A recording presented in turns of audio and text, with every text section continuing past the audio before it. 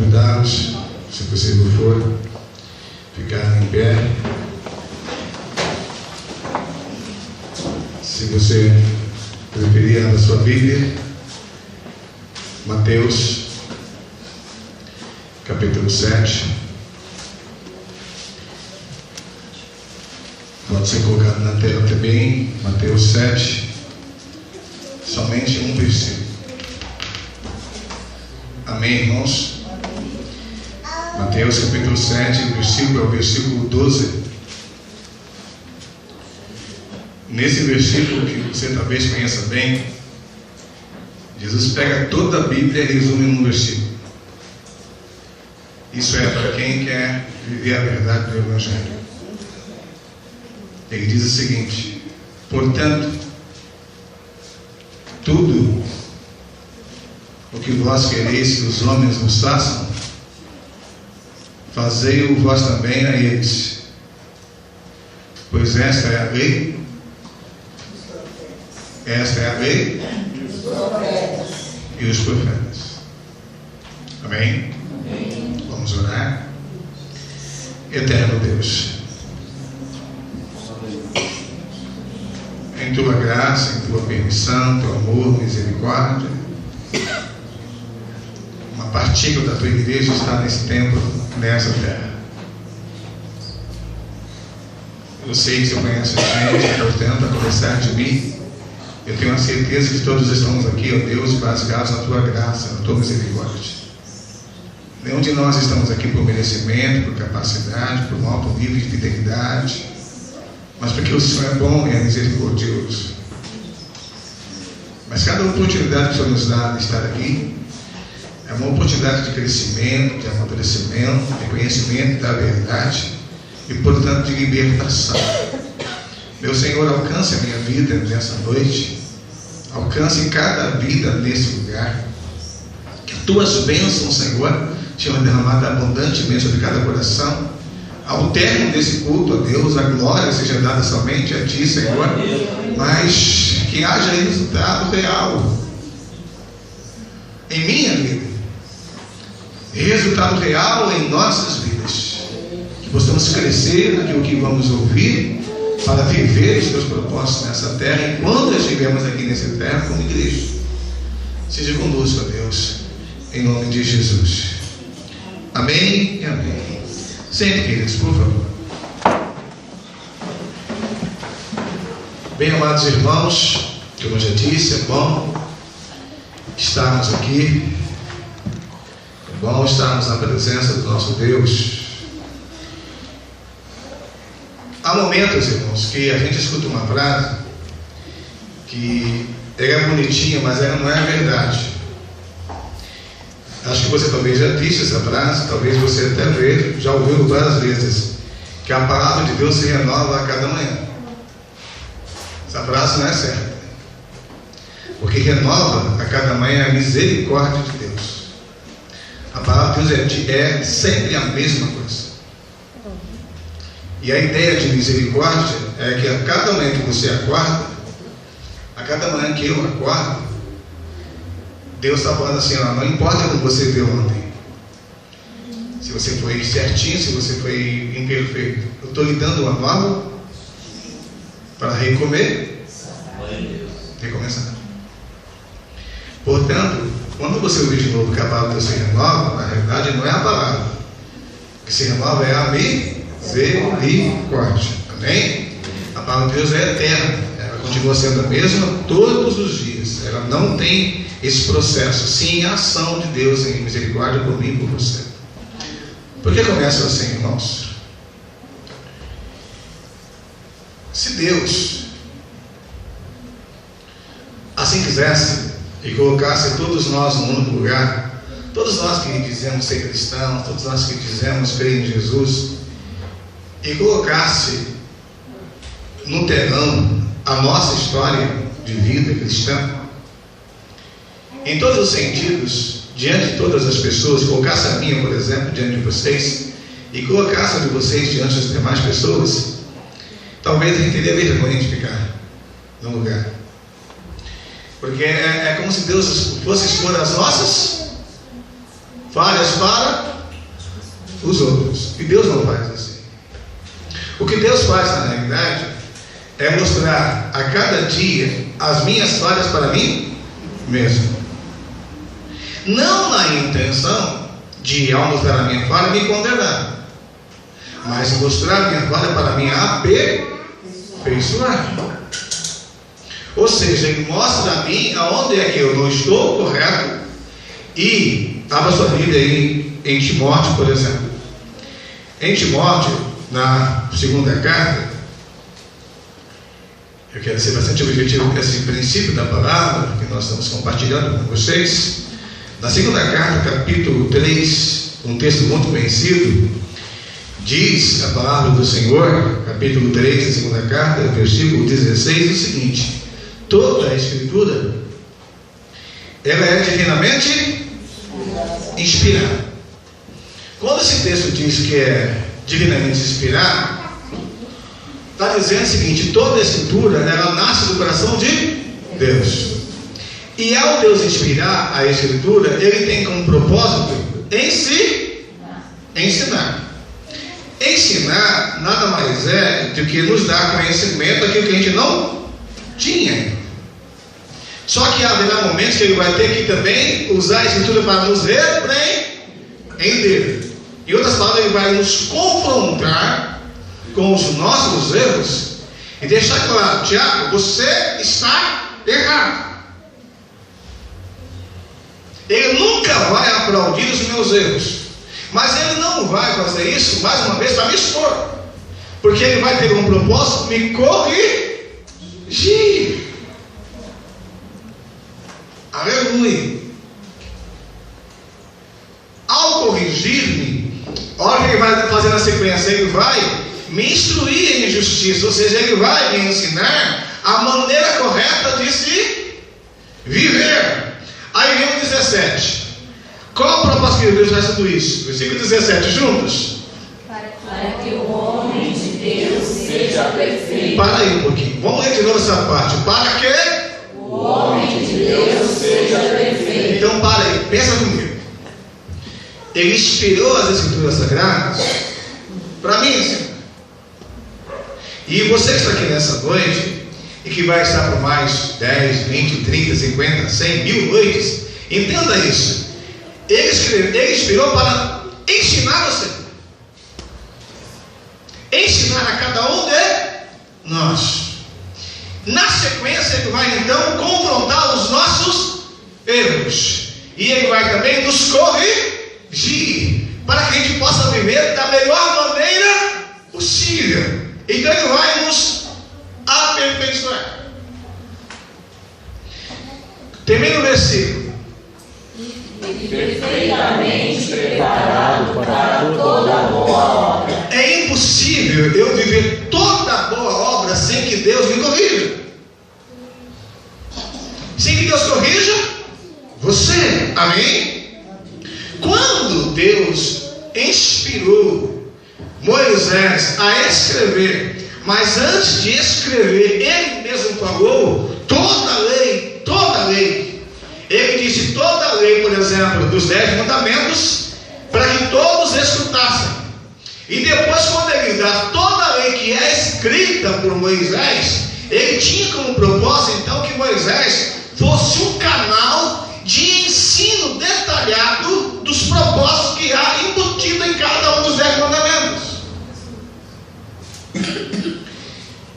De uma forma resumida, eu não vou falar aqui sobre os 10 mandamentos diretamente hoje, mas quando você vai para os 10 mandamentos, do primeiro ao terceiro mandamento, do primeiro ao terceiro, Deus está falando de uma forma coletiva, mas dá uma visão do individual. Quando chega no quarto mandamento, apesar de ser individual, aparece, nem tu, nem teu filho, nem tua filha. Ele começa a falar com a casa, com a família. Quando chega no quinto mandamento, ele fala tua mãe e teu pai. Por que dizendo isso? Deus começa a envolver pessoas na essência dos 10 mandamentos. Por que Deus envolve pessoas na essência dos 10 mandamentos, irmãos? Por que Deus coloca a humanidade na vida de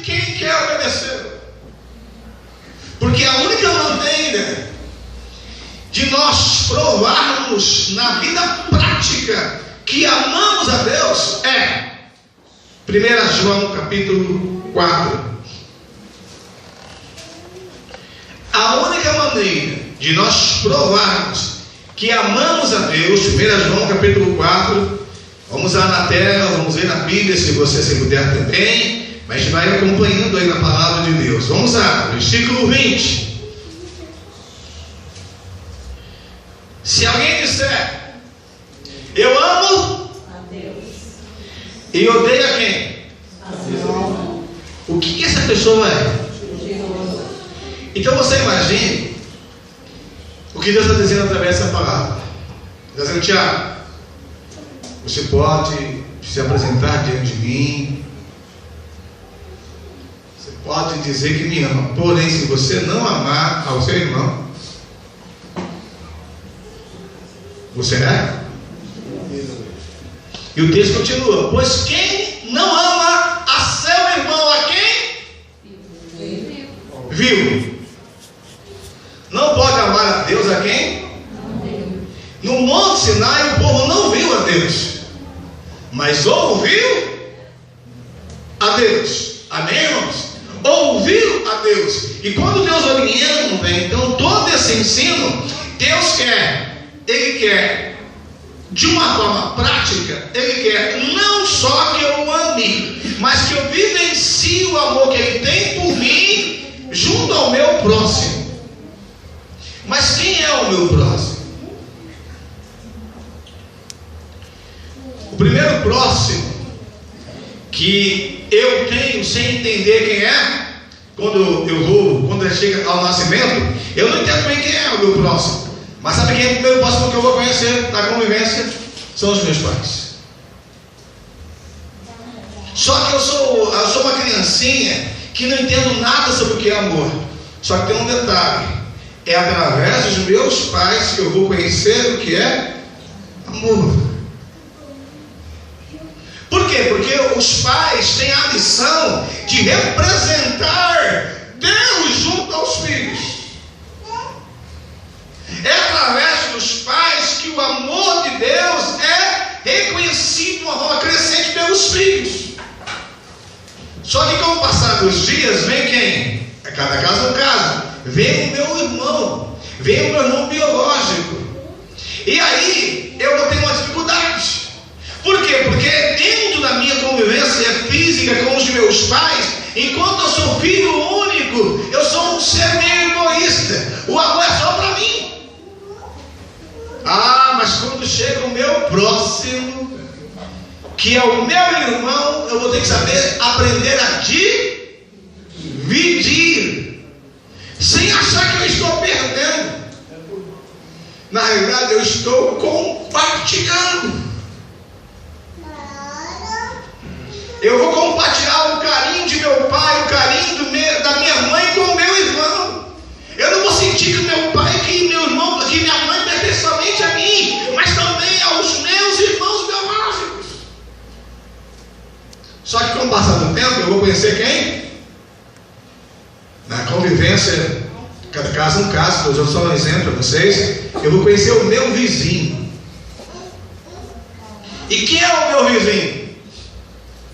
O meu vizinho é aquele camarada que estava lá ao pé do Monte Sinai com os filhos dele, que lá atrás eu não conhecia, porque eu não existia, mas eu nasci, eu vou crescer em convivência social. Eu vou conhecer o meu vizinho. Eu vou conhecer meu amigo de trabalho. Eu vou conhecer a pessoa que me ama. Eu vou conhecer a pessoa que me trata bem. Mas eu vou conhecer a pessoa que me odeia. Cedo ou mais tarde alguém vai falar mal de mim. Cedo ou mais tarde alguém vai me desprezar. Mas como é que eu vou provar que eu amo a Deus?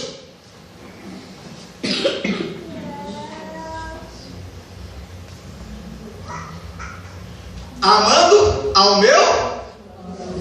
Aí vem o texto de Mateus 7. Tiago, tudo que você quiser que o seu próximo, traduzindo o texto, faça você. Faça você a ele. Aí você vai pensar só no teu próximo. Pensa naquele próximo que mais se trata bem. Você quer que ele continue tratando bem você? Quer, né? Então trate bem ele.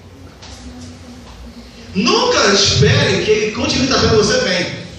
O mandamento é: trate bem ele. Mesmo você querendo que ele trate você bem, trate ele bem. Mas pense no próximo que te trata mal. Quer que ele te trate bem? Quer? Quer? A lei dos profetas diz: então trate ele bem. Mas Jesus, não dá para tratar essa pessoa bem. Sabe por que não dá? É porque a gente é Mateus. Meu Jesus, tem misericórdia de mim, como é fácil falar. Mateus 12. Por que a gente tem dificuldade? Mateus 12.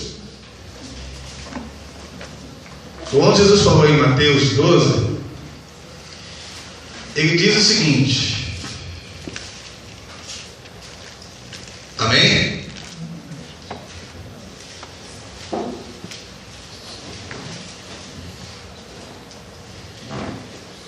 Por favor, o contexto do texto é muito amplo, mas eu quero resumir um pouquinho. Mateus 12, uns acharam? Amém? 34. Raça de... Ai, Jesus. Como podeis vós dizer boas sendo... Se eu não posso dizer boas coisas sendo mal, como é que eu vou então amar sendo mal? Por favor, guarde isso. Na nossa natureza, todos somos maus. Não há uma pessoa, irmãos, na terra que tem uma natureza boa. Ninguém tem a natureza boa. Olha, guarde isso. Ninguém tem a natureza boa ao ponto de ser maltratado e conseguir falar bem de alguém que trata mal o tempo todo. E a Bíblia diz assim: bendizei aos que vos... Sabe o que significa bendizei? É nunca fale mal, em momento e para nenhuma pessoa. Eu vou conseguir talvez falar bem de quem me fala mal de mim, talvez para uma, para duas, para três, para quatro pessoas. Mas quando fala mal para uma pessoa só, eu já estou errando contra. Mas será que é possível esse quadro mudar? Será que é possível esse quadro da natureza humana mudar? Sim, é possível. Só que isso que a Bíblia fala, irmãos, a Bíblia fala do começo ao fim, como que querendo dar o primeiro passo e mostrar para mim e para você que em cada passo que ela nos proporciona, ela vai nos aperfeiçoar. O que parece ser impossível aqui vai mudando conforme eu e você nos aproximamos mais de Deus. Deus vai fazendo o impossível se tornar possível. Deus vai fazendo o impossível se tornar possível. Então, por exemplo, abra 1 João mais uma vez. Pode pôr na tela se possível. Vamos lá, 1 João. Amém, irmãos? Capítulo 4. Mais uma vez.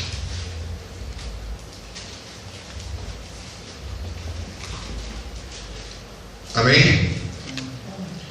Vamos ver de uma forma salteada aqui, talvez voltando um pouco o texto, para nós entendermos como é que a coisa funciona. 1 João 4, versículo 9. Dá para na tela? Vamos na tela todos juntos. Vamos lá, igreja. O amor de Deus para conosco, em que Deus enviou seu Filho unigênito ao mundo, para que por meio dele vivamos. Traduzindo esse texto, irmãos, sem Jesus para viver. Sem Jesus, todo o nosso discurso aqui se torna vazio. Tudo se torna possível por causa da pessoa de Jesus Cristo. Tudo se torna possível por causa de Jesus. E aí nesse texto é importante você e eu entendemos que esse texto ele fala de dois grupos de pessoas, só que em dois tempos. Por exemplo, nisso se manifestou o amor de Deus para conosco. Esse conosco é a igreja. Na sequência dizem que Deus enviou o seu Filho unigênito ao... Então o mundo aí envolve todas as pessoas. Mas o mundo não compreende o amor de Deus. O mundo não compreende o amor de Deus. Só a igreja compreende. Não é o religioso que compreende. É só a igreja que compreende. Vamos continuar o texto. Versículo 11. Vamos lá na tela. Vamos lá? Amados, se Deus assim nos amou, nós também devemos amar-nos uns aos outros. Meu Deus. Aí você fala, pastor, mas eu passo muito rápido. Aí João vai, pega a inspiração de Deus, e explicar como a coisa funciona. Versículo seguinte. 12. Ninguém jamais viu a Deus, e nós amamos uns aos outros.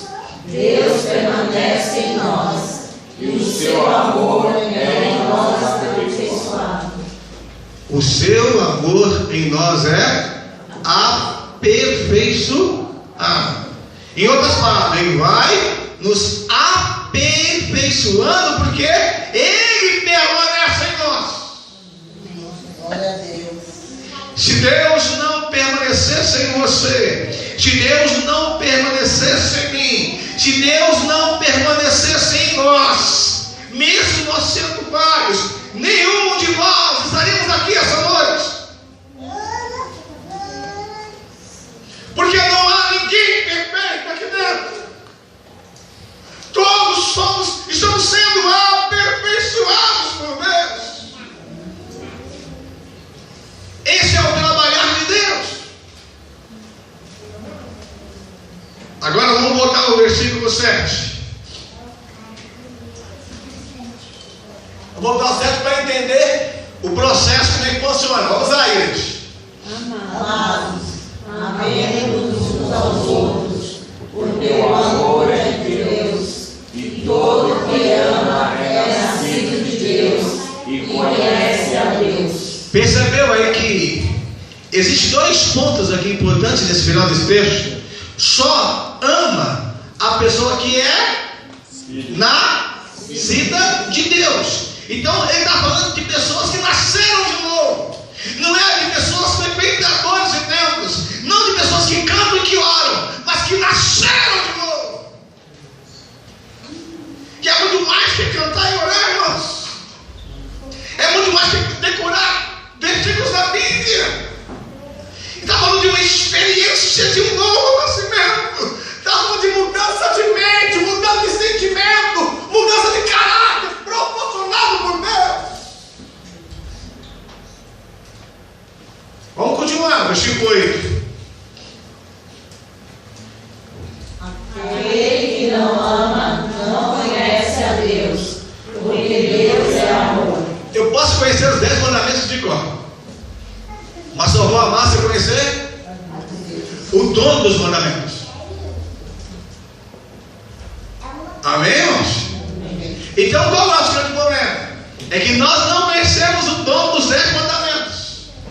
Talvez somos ensinados a conhecer cada vez dos 10 mandamentos. E é bonitinho, até certo isso, mas é necessário conhecer quem falou os mandamentos.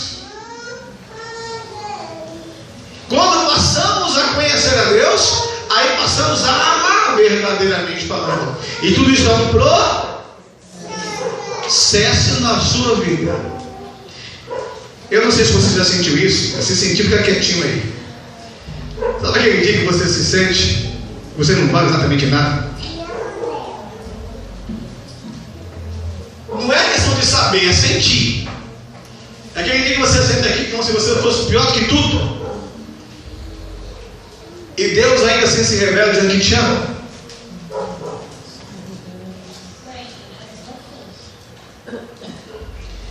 E quando você sente pior de tudo, e Deus ainda assim revela que te ama, o Espírito Santo faz a gente entender que o nosso valor não está firmado no que somos, mas firmado no que Deus é. Glória a Deus. Uma certa vez lá no Rio de Janeiro,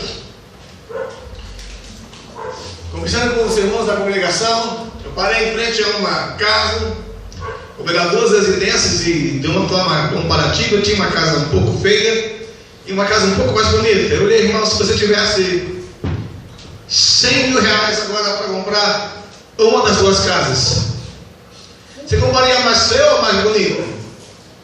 Eu, pastor, eu acho que eu compraria mais bonita. Cada uma custa 100 mil reais, uma vestida mais bonita. Ele falou, Deus faria exatamente diferente.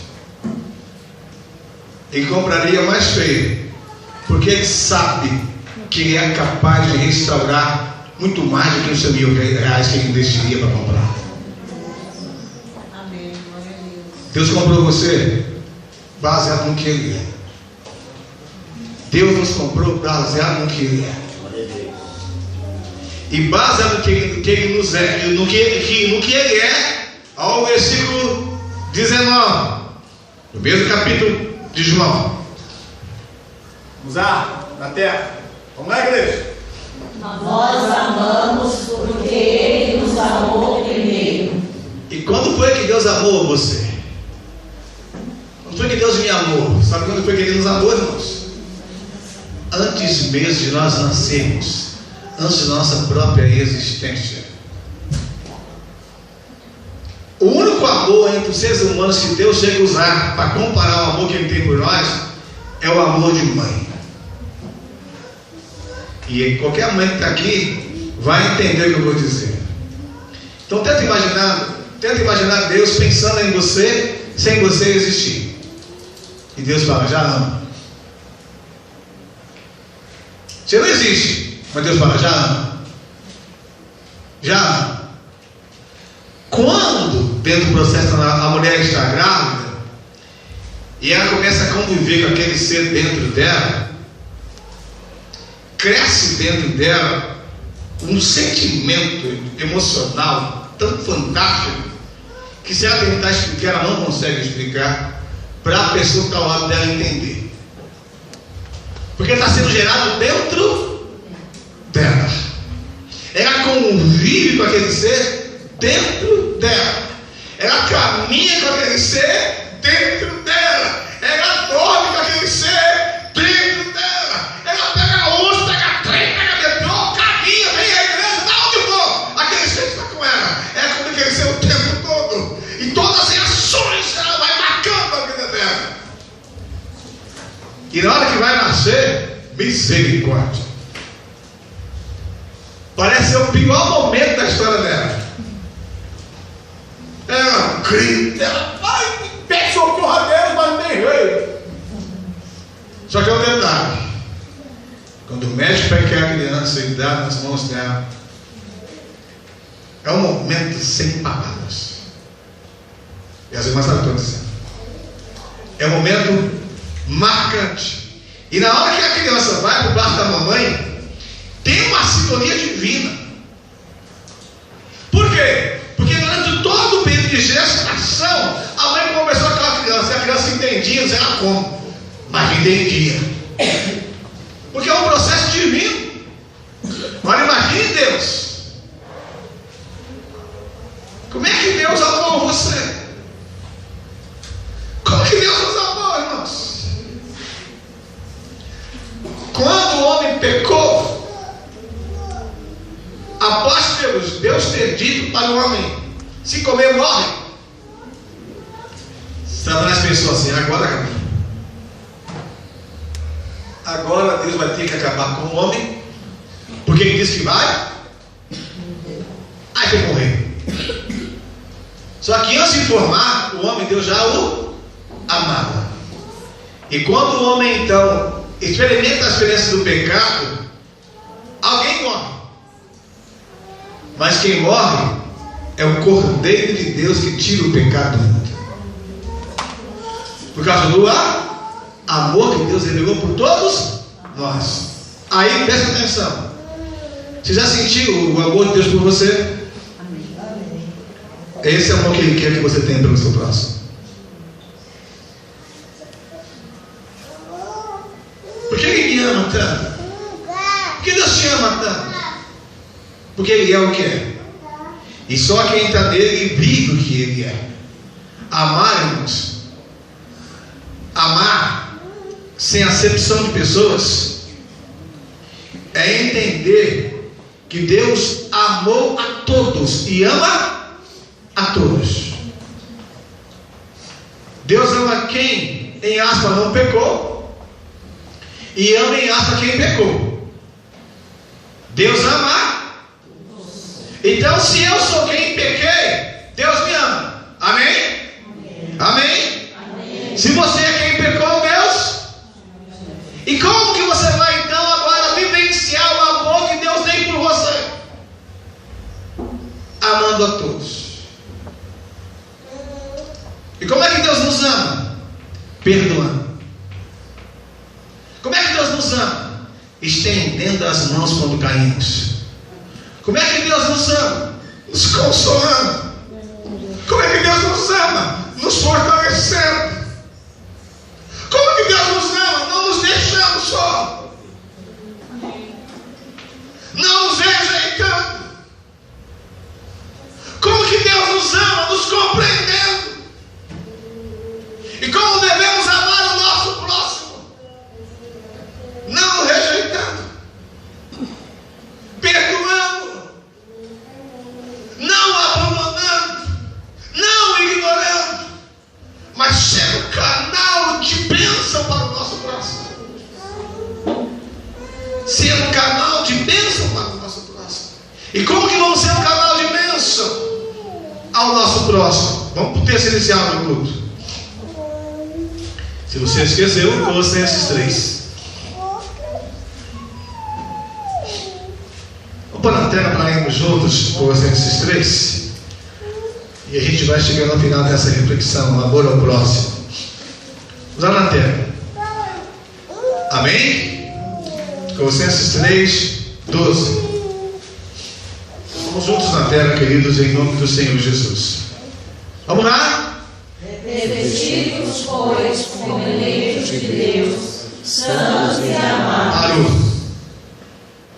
Você percebeu o texto?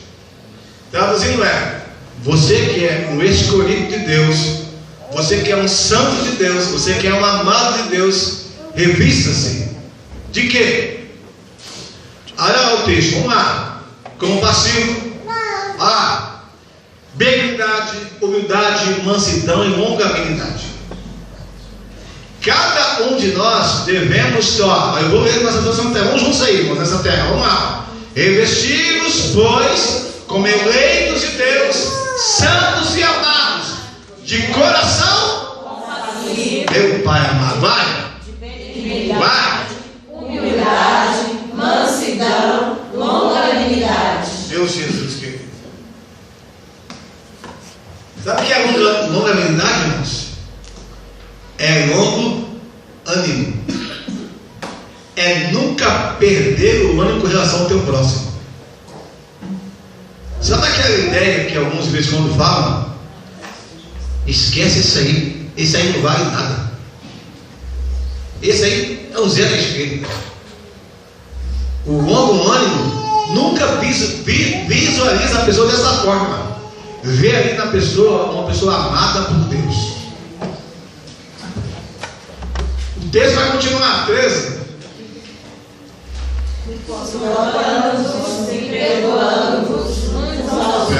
Peraí, vamos devagarzinho. Fazendo o que no começo? Suportando-nos e perdoando-nos uns aos outros. O que é mais fácil? Perdoar ou suportar?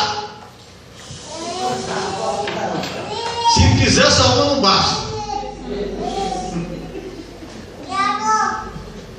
Sabe o que é suportar, irmão?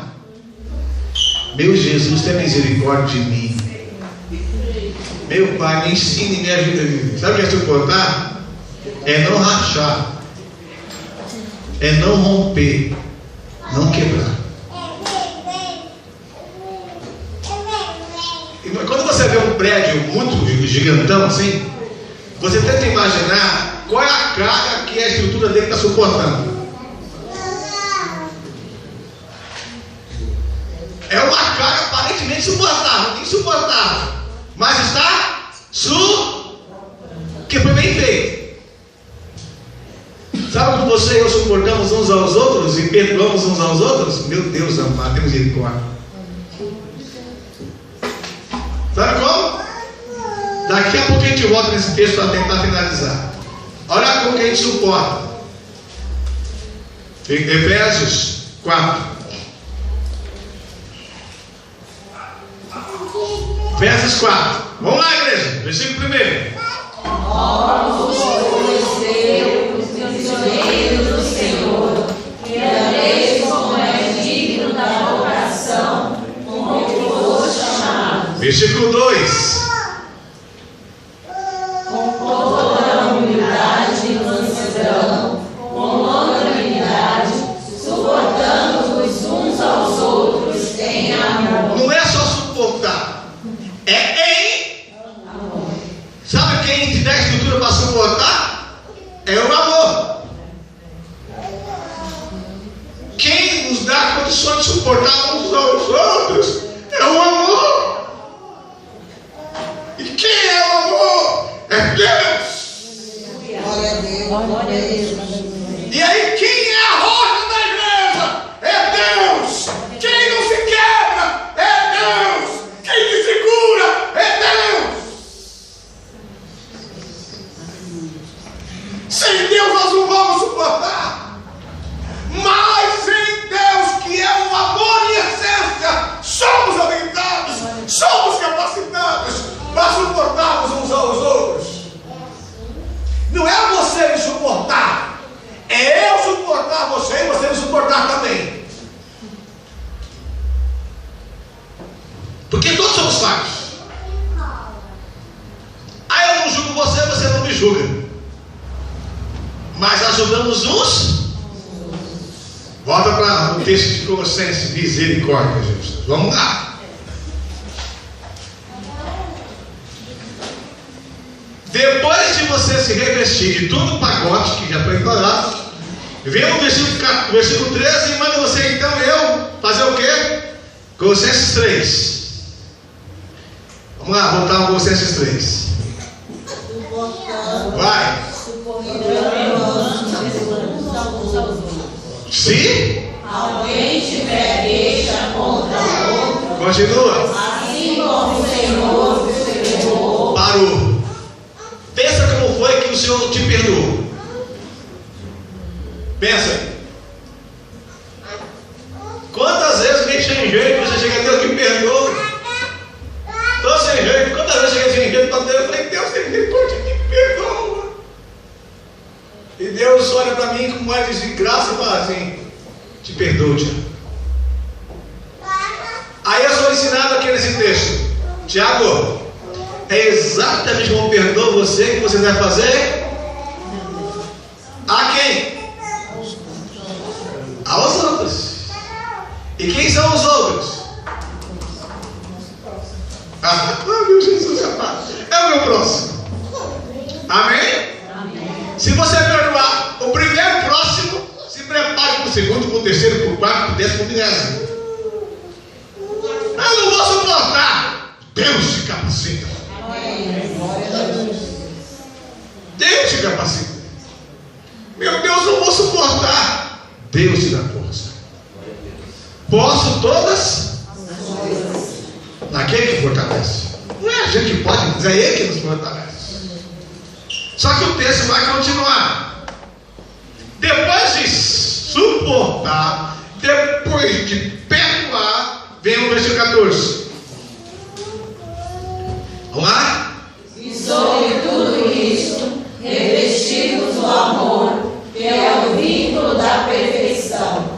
que significa isso, irmãos? Quem é aperfeiçoado em amor nunca vai se achar alguém que deve ser reconhecido no que faz. Não, ó, eu perdoo. Não, ele não perdoa, não. É Deus que dá força para perdoar. Você nunca, quem entende isso, irmãos, nunca vai usar a experiência de alguém no sentido oposto para dizer: eu não sei como esse irmão não perdoa, porque eu perdoo. Não, você não perdoa. Quem te dá força é Deus. Amém, irmãos? Aí você entende que quem dá força é Deus. Aí alguém vai te perguntar: pastor, mas Deus não dá força a outra pessoa? Lembre-se, ele ainda vai ter que ser aperfeiçoado. Aquilo que você alcançou, pode ser que aquela pessoa ainda não alcançou. Mas se você orar por ela, se você interceder por ela, o Espírito Santo pode ajudar. Porque afinal de contas, aquilo que você quer que façam para você, faça por eles. Glória a Deus. Ore por essa pessoa. Coloque ela na mão de Deus. Interceda por ela. Peça a Deus que ajude ela a vencer. Clame a Deus por ela. Coloque ela na mão de Deus. Deus vai trabalhar. Deus vai agir. Deus vai fazer a obra. Glória a Deus. Amém. Por que Deus vai fazer? Não é só porque você e eu estamos orando. Não. Ele vai fazer o que é poderoso. Só que tem um detalhe. Quando nós estamos orando, nós estamos cooperando com a obra de Deus. Nós somos canais de bênção.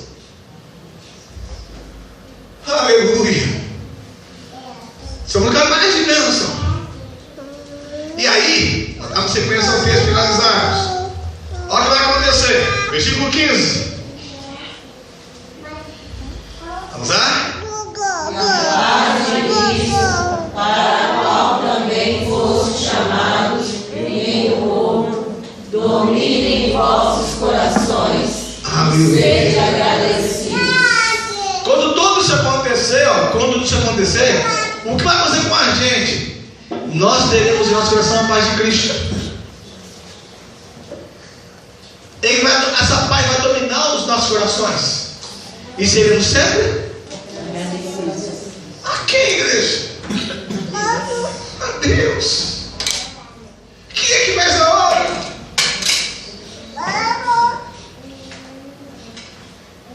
E aí, para nós então finalizarmos, isso é possível quando a palavra de Cristo habita em nós abundantemente.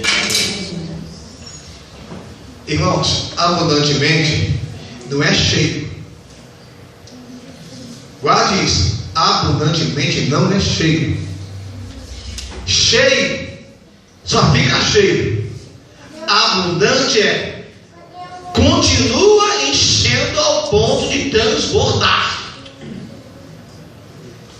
Continua enchendo ao ponto de transbordar.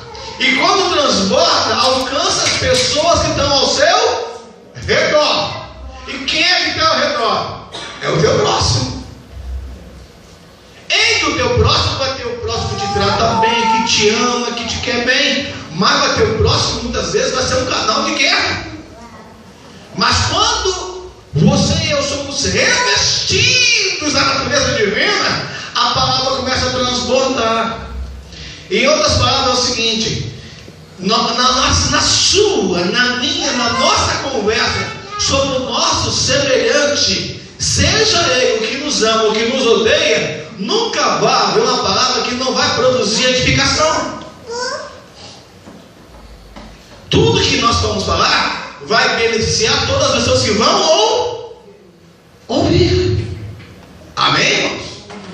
E quando então nós conversarmos entre nós, toda a palavra vai produzir o bem para a igreja. Quando conversarmos na nossa casa, aí que a coisa fica bonita. Tudo que você falar lá vai produzir o bem para a nossa casa. Por quê? Porque a palavra ela habita abundante. Não é quando você está na igreja que ela está abundante. Ela habita em todo o tempo. E aí a gente finaliza dizendo: guarde isso, irmãos. Quando Jesus disse, Tiago, essa lista da fé, ele está dizendo, Tiago, tudo que eu ensinei, tudo que eu falei, na prática significa dizer, Tiago, compartilhe tudo que você quer, tudo que você deseja para você com o teu próximo. Tudo.